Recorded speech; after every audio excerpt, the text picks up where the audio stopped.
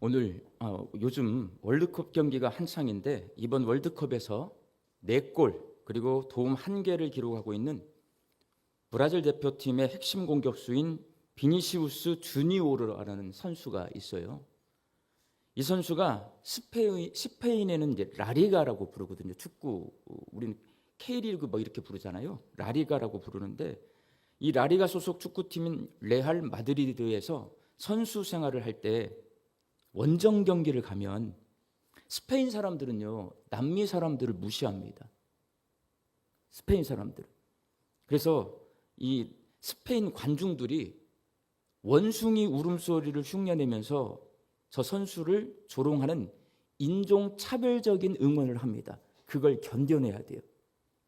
그런데 2023년에 발렌시아와의 원정 경기에서 관중들이 이 비니시우스 선수를 향해서 원숭이라고 외치면서 노골적으로 인종차별적인 응원을 하는 것을 그날은 이 선수가 참지를 못합니다.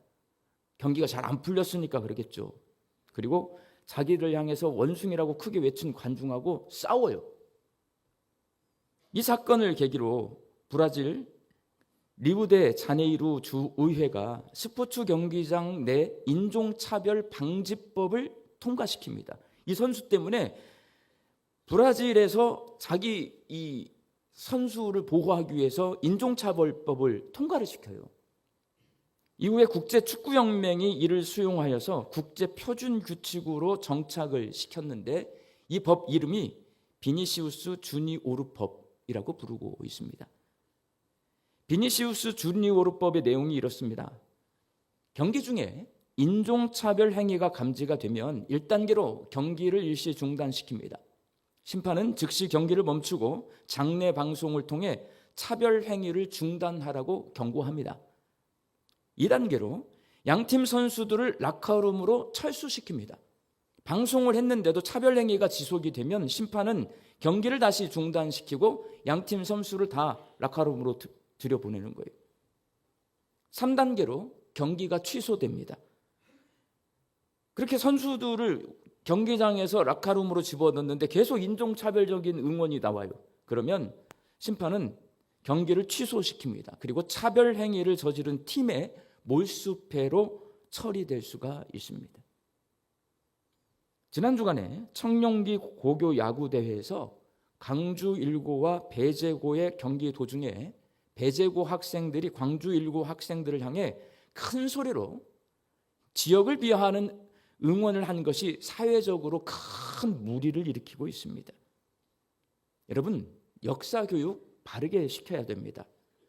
그것도 중요하지만 비니시우스 주니오르법과 같은 규칙을 만들어서 운동선수들뿐만 아니라 우리나라 모든 국민이 다른 사람을 함부로 비하하지 않도록 해야 합니다. 그렇게 하면 돼요, 여러분. 우리나라 국민은 학습 능력이 누구보다도 뛰어난 국민들입니다. 국가와 사회 지도자들이 선진 시민 의식을 가지고 서로를 존중하며 함께 상생할 수 있도록 모범을 보이며 국민을 계도하면 이를 충분히 극복해 나갈 수 있습니다. 아직은 여기에 대한 문제의식이 낮은 것 같아요. 그러다 보니까 아직 그런 규칙이 없고 규칙이 없다 보니까 그런 일들이 행해졌을 때 서로 이렇게 갑론을박하는 거잖아요. 저는 이번 기회에 그런 규칙이 만들어졌으면 좋겠어요. 제가 서울에서 목회할 때 전라도 출신이라서 불이익을 당한 경험이 있습니다. 한 번만 있는 건 아니고요. 한 20년 살았는데 20년 내내 불이익을 당합니다. 제가 부목사 사역을 하다가 담임 목사로 나가게 돼요. 청빙위원회, 당회에서 저를 그 교회 담임 목사로 청빙하기로 결의를 했습니다. 다 결의가 끝났는데 성도들 가운데 제가 전라도 사람이라고 제 부임을 반대하는 분들이 생겨났습니다.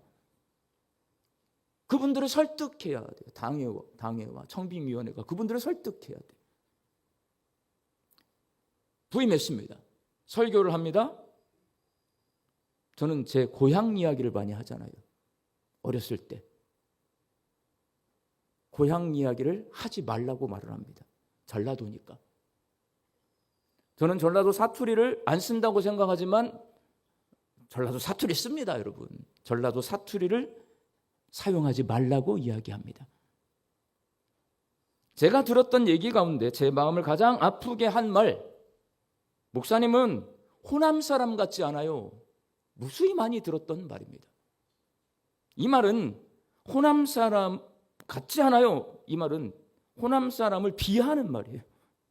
그리고 동시에 제가 제 고향 호남 사람이 아닌 척하는 지조 없는 사람이라는 말로 들려서 다른 말보다 가장 마음이 아팠던 말이에요. 목사님은 호남 사람 같지 않아요. 그래서 그에 대한 반작용으로 설교할 때 우리 외할머니를 등장시킵니다. 그리고 벼락밥, 종이떼기, 개침, 빼달간, 쇠대 이런 말을 합니다. 그래서 제 외할머니가 사용하시는 이 전라도 토종 사투리를 말함으로써 제가 전라도 사람임을 알리기도 했습니다. 그리고 그렇게 비하하고 차별하는 말을 들을 때마다 속상하거든요, 여러분. 제가 목사이기 때문에 그냥 표정 관리는 하지만 마음속은 저도 사람이에요. 마음 상합니다. 그러면 그때마다 묵상했던 하나님의 말씀, 바로 오늘 시편 109편의 말씀입니다. 이 시편 109편의 말씀, 다윗이 인도자를 따라 부르는 노래라는 표제가 붙은 시편입니다. 다윗이 내가 믿고 신뢰했던 사람들이 나를 배신했어요. 그리고 나를 모함하고 다닙니다. 내가 그렇게 믿고 도와주고 아껴줬는데 나를 배신해. 그리고 나를 모함해. 그 심정을 가지고 기록한 시가 시편 109편입니다. 다윗은 자신을 배신하고 모함한 원수들을 향해 가감없이 무서운 저주를 퍼붓습니다. 오늘 보면 17절에서 20절까지의 말씀을 저와 여러분이 다시 한번 한 절씩 교독하도록 하겠습니다. 그가 저주하기를 좋아하더니 그것이 자기에게 임하고 축복하기를 기뻐하지 아니하더니 복이 그를 멀리 떠났으며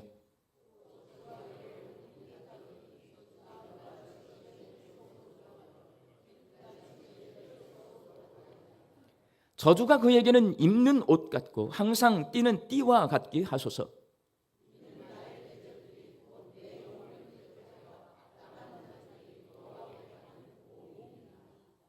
다윗은 자신을 저주하는 사람들이 하나님께 저주를 받고 그들에게서 하나님의 복이 멀리 떠나가기를 바라고 있습니다. 그런데 여러분, 이러면 됩니까? 안 됩니까? 하나님을 믿는 사람이 나를 저주한 사람들을 자기도 똑같이 저주해도 됩니까? 안 됩니까? 그게 하나님의 뜻일까요? 그렇지 않을 겁니다, 여러분. 우리는 상식적으로 알고 있죠. 그런데 왜 하나님을 믿는 다윗이 자기를 배신하고 자기를 모함하는 사람들을 이렇게 저주하고 있는 걸까요? 시편 109편은 다윗이 자신을 배반하고 모함한 사람들에게 저주하는 시가 아니라 하나님 앞에 자기 마음속을 하나도 숨기지 않아요. 가감없이 진실되게 고백하는 시예요. 다윗은 전쟁에 능한 용사입니다. 그러니 자기를 배반하고 모함하는 사람에게 보복하려고 마음을 먹었다면 자기가 가진 능력을 총동원해서 얼마든지 보복할 수 있습니다. 그러나 다윗은 그렇게 하지 않습니다. 대신에 하나님, 저는 너무 분하고 억울합니다. 그러니 공의롭고 정의로우신 하나님께서 판단해 주시고 제 억울함을 하나님께서 풀어주세요 라고 하나님께 탄식하고 소원을 말합니다. 이렇게 다윗이 탄원하는 모습은 고대 이스라엘의 법정에서 재판을 할 때에 자기를 변론하는 모습과 동일합니다. 시편 109편은 기본 베이스가 어디냐면 법정에서 재판관이신 하나님 앞에 상대방이 나를 고발했고 나는 하나님 앞에 변론하는 그러한 컨셉을 가지고 있어요. 다윗을 배반한 사람들이 거짓으로 모함해서 그를 법정에 세웠습니다. 그렇게 거짓으로 고소하여 자기를 법정에 세웠으니 공의로우신 하나님께서 친히 재판장이 되어주셔서 공의롭고 정의롭게 심판해달라고 다윗이 탄원하고 있습니다. 그런데 여기서 한 가지 우리가 깊이 생각할 부분이 있습니다. 다윗은 자기를 거짓으로 모함하는 사람들에게 보복하고 싶습니다. 그리고 충분히 보복할 수 있는 힘을 가지고 있습니다. 그러나 그렇게 하지 않는 이유, 다윗은 하나님을 믿는 사람이기 때문에 그렇습니다. 그는 억울하고 분하지만 적법한 절차에 따라 하나님께서 재판해 주시기를 바랍니다. 다윗은 하나님 저 너무 억울해요 라고 하소연하면서 자신의 속마음을 하나님 앞에 모두 다 쏟아 놓습니다. 그 보복할 사람 앞에 간 게 아니고요, 하나님 앞에 가요. 그리고 하나님 앞에 진솔하게 다 쏟아놔요. 그것이 오늘 본문 17절에서 20절까지의 말씀인 것입니다. 그렇게 자기 마음속에 있는 이야기를 하나님 앞에 진솔하게 고백한 다윗이 이제 하나님께 도움을 청합니다. 오늘 본문 21절 말씀 함께 읽습니다. 그러나 주 여호와여, 주의 이름으로 말미암아 나를 선대하소서. 주의 인자하심이 선하시오니 나를 건지소서. 시편 109편 전체에서 본문 21절에 그러나가 가장 중요한 단어라고 저는 생각합니다. 그러나. 이 그러나를 중심으로 다윗에게 큰 변화가 일어납니다. 그러나 이전의 다윗의 모습과 그러나 이후의 다윗의 모습이 서로 달라요. 그러니까 시편 109편은 21절의 그러나를 기준으로 앞에 다윗의 모습과 뒤에 다윗의 모습이 다른 거예요. 먼저 다윗의 시선이 이 그러나를 중심으로 변합니다. 그러나 이전까지 다윗의 시선은 자신을 배반하고 모함하는 원수들을 향해 있습니다. 오늘 보면 17절에서 20절까지 그가 나를 저주하기를 좋아하고 복이 그를 멀리 떠나고 저주가 그의 몸속과 뼛속으로 들어가고, 다윗의 시선이 자기를 대적하는 사람들을 향하고 있습니다. 그들을 향해 있어요. 그렇게 자신을 대적하는 사람들을 향해 있던 다윗의 시선이 그러나 이후부터는 하나님을 바라봅니다. 그를 바라보지 않고 하나님을 바라봐요. 그러나 이후에 다윗은 주 여호와여 라고 외치며 하나님을 찾습니다. 그러나 이전에는 주어가 자기를 대적하는 그였지만 그러나 이후에는 주어가 하나님으로 바뀌었습니다. 다윗은 자기를 대적하는 사람들에게 보복해서는 안 된다는 것을 잘 알고 있고, 자기 시선이 그들을 향하고 있으면 분하고 억울한 마음에서 벗어날 수 없다라는 것을 잘 알고 있습니다.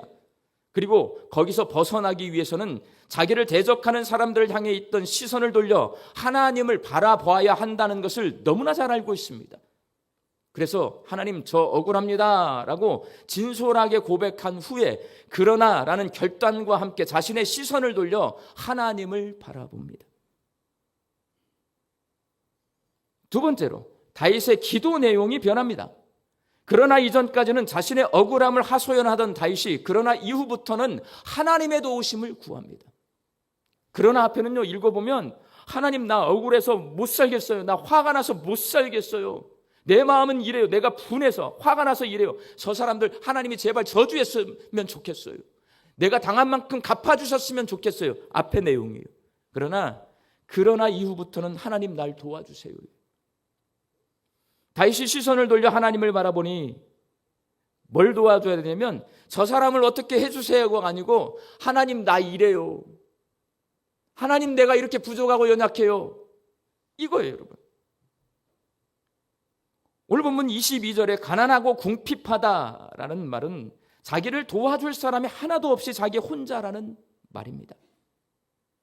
23절에 석양 그림자같이 지나가고 또 메뚜기같이 불려간다는 이 말씀은 하나님께서 도와주시지 않는다면 해질녘에 사라지기 직전의 그림자처럼 거센 바람에 휩쓸려 사라질 메뚜기처럼 자기가 정말 위태로운 상황에 놓여 있다. 이 위태로움은 뭐냐? 저 사람들이 날 모함하는데 나는요 힘이 있어요. 칼 차고 있어요. 나는 쌈도 잘해요. 가서 저 사람들 잘못하면 내가 보복할 것 같아. 해코지 할 것 같아. 그러면 자기 인생은 해질녘의 석양녘의 그림자처럼 바람에 세게 부는데 메뚜기 찌끈하잖아요. 그 메뚜기처럼 날아가 버릴 것 같아요. 그런데 날 도와줄 사람이 아무도 없네요, 하나님. 그러니 하나님이 도와주셔야죠. 내 마음을 컴다운 시켜주세요. 내가 칼을 뽑지 않게 해주세요. 그렇게 기도하고 있는 거예요. 또한 24절에 금실감으로 내 무릎이 흔들리고 내 육체는 수척하오면은 자기를 대적하는 사람들의 모함 때문에 마음이 상해서 밥을 먹지 못하다 보니 무릎이 떨려 서 있을 수 없는 지경이고 몸은 피골이 상접하여 앙상해졌다는 말입니다. 그 일에 내가 꽂혀가지고 내가 왕인데 국정을 살펴야 되는데 내 자신의 모함받는 이 문제에 내가 꽂혀가지고 밥을 못 먹고 피골이에 상접하고 다리가 후들후들 걸리고 하나님이 맡겨주신 이스라엘을 다스리는 일을 제가 감당하지 못하고 있어요. 정신 차리게 해주세요, 하나님. 이렇게 다윗은 하나님께 자신의 연약함을 고백합니다. 다윗은 자신의 힘으로는 이 상황을 도저히 견뎌낼 재간이 없어서 하나님의 도우심을 간구합니다. 오늘 본문 26절 말씀 함께 읽겠습니다. 여호와 나의 하나님이여 나를 도우시며 주의 인자하심을 따라 나를 구원하소서. 다윗은 하나님 도와주세요 라고 기도합니다. 이렇게 그러나를 전후로 다윗의 기도 내용이 하나님 저 너무 억울해요 그러나 이전이에요. 그러나 이후에는 하나님 도와주세요 라고 기도 내용이 달라졌습니다. 세 번째로 다윗의 입술에 감사가 회복됩니다. 그러나 이전까지는 그 입술에서 감사가 사라졌던 다윗의 입술에서 그러나 이후에는 감사를 고백합니다. 오늘 본문 30절 말씀 함께 읽습니다. 내가 입으로 여호와께 크게 감사하며 많은 사람 중에서 찬송하리니. 자신을 모함하며 대적하던 사람들이 찾아와서 사과하거나 그 사람들이 사라진 것이 아니에요. 여전히 나를 모함하고 있습니다. 그 사람들 여전히 두 눈 멀쩡히 뜨고 내 옆에 있어요, 여러분. 억울한 누명이 벗겨진 것도 아닙니다. 여전히 나는 억울해요. 그런데 다윗이 하나님 앞에 감사와 찬송을 올려드리고 있습니다. 다윗이 하나님께 감사드리는 이유는 하나님께서 자기를 변호해 주시기 때문에 그렇습니다. 법정입니다. 여기가 법정. 하나님 심판관이에요. 다윗이 자기를 변론하고 있어요. 피를 토하는 심정으로 자신을 변론합니다. 그 다윗이 하나님 앞에 자신의 마음을 전부 내려놓고 진솔하게 기도하다가 발견했어요. 오늘 보면 31절 말씀을 함께 읽겠습니다. 그가 궁핍한 자의 오른쪽에 서사 그의 영혼을 심판하려 하는 자들에게서 구원하실 것임이로다. 여기서 오른쪽에 서사, 법정에서요, 내 오른쪽에 누가 서 있냐면 변호사가 서 있습니다. 다윗은 하나님이 자신의 변호인이라고 고백합니다. 다윗을 대적하는 사람들이 거짓으로 자기를 고소했지만 자기 오른편에 서 계신 하나님께서 자기를 변호해 주시고 자기 편이 되어 주시니 너무나 감사합니다. 저 사람을 원망할 때는 보이지 않던 하나님이 눈을 돌려 하나님을 바라봤어요. 그리고 진솔하게 자기의 마음을 고백했더니 눈을 떠보니 옆에 누가 서 계세요? 내 오른편에 하나님이 서 계세요. 나의 변호사예요. 내 편이에요. 그래서 아직 재판이 끝나지 않았고 아직 문제가 해결되지 않았지만 다윗은 입술을 열어 하나님께 감사드립니다. 사랑하는 광주 양림교회 성도 여러분, 오늘 주신 말씀을 통해 내 입술에 감사가 있는지 생각해 보시기 바랍니다. 그리고 다윗이 고백하고 있는 그러나의 감사, 이건 제가 오늘 맥주 감사주일인데요, 오늘 이 큐티 본문이 저주의 본문이잖아요, 세상에. 그래서 제가 이 성경 본문을 매일 100번씩 읽었어요. 매일 2주일 동안 1000번 이상을 읽었어요. 그랬더니 그러나의 감사가 보이더라고요. 그러나의 감사. 다윗은 시편 109편에서 그러나의 감사를 드리고 있는 거예요. 이 다윗의 그러나의 감사가 내게도 있는지 생각해 보시기 바랍니다. 그러나의 감사는 문제를 바라보던 시선을 하나님께로 돌리는 것으로부터 시작이 됩니다. 문제를 바라봐. 나를 고통스럽게 하는 사람을 바라보잖아요. 그럼 감사는 안 나와요, 여러분. 저주만 나오지. 근데 시선을 돌려서 하나님을 바라볼 때 감사가 시작이 되는 거예요. 그리고 하나님 도와주세요라고 기도할 때 그러나의 감사를 드릴 수 있는 거예요. 우리 한국 사람들은요, 인내심이 강해요. 불굴의 의지를 가지고 있어요. 그래서 성공을 한 사람이 너무 많아. 자수성가가 너무 많아서요, 하나님한테 물어보지도 않고 내가 내 불굴의 의지로 내 인내하면서 내 스스로 모든 것을 해결하려고 하는 그런 성향을 많이 가지고 있습니다. 다윗도요, 능력 있던 사람이에요. 자수성가에 목동에서 왕이 된 사람이에요. 자수성가했어요, 여러분. 그런데도 하나님 앞에 고백하고 하나님께 도움을 청하잖아요. 우리도 하나님께 도움을 청해야 돼요. 그래야 그러나의 감사를 드릴 수 있습니다. 그렇게 내 시선을 하나님께 고정시키고 하나님께 도움을 구하면 발견하게 되는 거예요. 내 오른편에 서 계신 하나님, 나를 변호해 주시는 하나님, 내 편이 되어주시는 하나님을 만나게 됩니다. 다윗은 시편 109편에서 우리에게 알려주는 거예요. 그러면 문제가 해결되지 않았음에도 불구하고 그러나의 감사를 드릴 수 있어 라고 시편 109편을 통해서 다윗 왕이 우리에게 가르쳐주고 있습니다. 오늘은 맥주감사주일입니다. 원래 맥주감사절은 이스라엘 백성이 보리를 수확하게 하신 하나님께 감사드리는 구약 성경 속 유대인들의 절기입니다. 우리는 교회력을 따라서 1년을 살아요. 교회력이 있습니다. 교회의 달력이 있어요, 여러분. 이 교회의 달력이라고 부르는 교회의 절기에는 맥주감사절이 없습니다. 교회력에는요, 부활절과 성탄절, 성령 강림주일 이런 게 있어요, 여러분.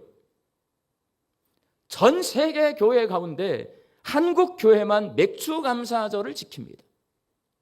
한국 교회가 맥주감사주의를 지키는 것은 우리 믿음의 선배들의 열심 때문에 그렇습니다.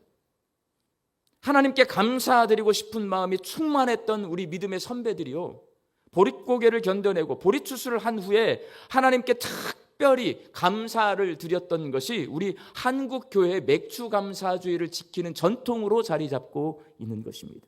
이거는 다른 교회에서, 세계 다른 나라 교회에서, 우리는 미국 교회의 영향을 받았잖아요. 미국 교회도 맥주감사주의를 지키잖아요. 미국 교회는 영국 교회의 영향을 받았거든요. 영국 교회 맥주감사주의를 지키지 않습니다. 우리나라만 지켜요. 이제는 농경사회가 아니기 때문에 현재 한국 교회에서 맥주감사주일은 어떤 의미냐? 오늘 우리 박부일 집사님 기도하신 것처럼 하나의 절반을 하나님의 은혜 가운데 살았음에 감사드리고 나머지 절반도 하나님을 믿는 믿음으로 살겠나라고 결단하는 그런 의미를 가진 절기가 됩니다. 현재 그래요. 7월 첫 주에 우리 맥주감사주일 지키잖아요. 6월 달까지 하나님 내가 은혜로 살았습니다. 오늘 감사하는 거예요. 그리고 오늘 하나님 내가 앞으로 12월까지 하나님을 믿는 믿음으로 살겠습니다. 결단하는 절기입니다. 한국교회만의 전통인 맥주감사주일은 치열하게 경쟁하며 바쁘게 사느라고 내 마음과 입술에서 사라져버린 감사를 다시 회복하는 절기입니다. 2026년 전반기를 바쁘게 살아온 우리 광주 양림교회 성도들의 마음과 입술에 감사가 회복되기를 바랍니다. 지난 6개월 동안 여러분은 무엇을 바라보고 사셨습니까? 지난 주간에 공장에 반도체 공장을 세운다는 소식이 들렸습니다. 광주 시민 모두가 기뻐했을 겁니다. 그런데 지난 주간에 공장을 세웁니다 하니까 또 광주는 물과 전기와 인력이 부족해서 반도체 공장을 세우면 안 된다고 주장하는 사람들이 있다는 소식을 들었습니다. 그럼 또 기뻤던 마음이 슬퍼집니다, 여러분. 무슨 말씀이냐면 반도체 공장을 바라보면 마음이 기뻤다 슬펐다, 일주일간에 기뻤다 슬펐다 그래요, 여러분. 그렇게 마음이 널뛰는 사람의 입술에서는 감사가 나오지 않습니다. 지난 6개월은 사는 동안 내 시선을 빼앗아가고 내 마음을 널뛰게 하는 일들이 많았던 해인 것 같아요, 여러분. 반도체 공장이 세워지든 세워지지 않든, 여러분, 사람이 반도체 공장을 세운다고 막 기획을 하고 못 세운다고 또 안 되고 이럴 것 같잖아요. 10년 뒤에 뒤돌아보면 하나님의 섭리하심이 있어요. 제가 날마다 기도하잖아요. 매주일 기도해요. 온 세상을 다스리시고 역사의 주관자 되시고 내 인생을 이끄시는 하나님이 우리의 주인이십니다라고 고백하는 우리는요, 반도체 공장을 대통령과 이재용 회장이 세워주는 게 아니에요, 여러분. 하나님이 세우신다라고 우리는 믿고 있는 거예요. 그래서 우리 시선을 반도체 공장에 꽂지 말고 하나님께 두어야 돼요. 맥주감사주일인 오늘 내 마음을 널뛰게 하는 것들을 바라보는 시선을 하나님께로 돌리시기 바랍니다. 그리고 2026년의 전반기를 살면서 내 힘으로 해결하지 못한 어려운 문제들을 하나님 앞에 진솔하게 고백하며 하나님, 도와주세요라고 기도하시기 바랍니다. 그렇게 기도하며 하나님과 영적인 대화를 나눌 때에 내 옆에서 나를 변호해 주시고 내 편이 되어 주시고 나를 도와주시는 하나님이 나와 함께 계심을 깨달아서 그러나의 감사를 드릴 수 있기를 바랍니다. 우리 광주 양림교회 성도들이 2026년 이 맥주 감사 주일에 믿음의 사람인 다윗이 시편 109편에서 노래하고 있는 그러나의 감사를 하나님 앞에 올려드릴 수 있기를 주의 이름으로 축원합니다. 기도하겠습니다. 2026년의 전반기도 하나님의 은혜로 살게 하셨으니 참 감사합니다. 남은 하반기에도 하나님과 동행하며 믿음으로 살게 하여 주옵소서. 오늘 주신 말씀을 기억하며 내 힘으로 해결하지 못하는 문제들을 하나님 앞에 진솔하게 내어놓고 기도할 때에 내 곁에서 나를 변호해 주시고 내 편이 되어 주신 하나님이 나와 함께 계심을 깨닫고 그러나의 감사를 드릴 수 있게 하여 주옵소서. 예수님의 이름으로 기도하옵나이다. 아멘.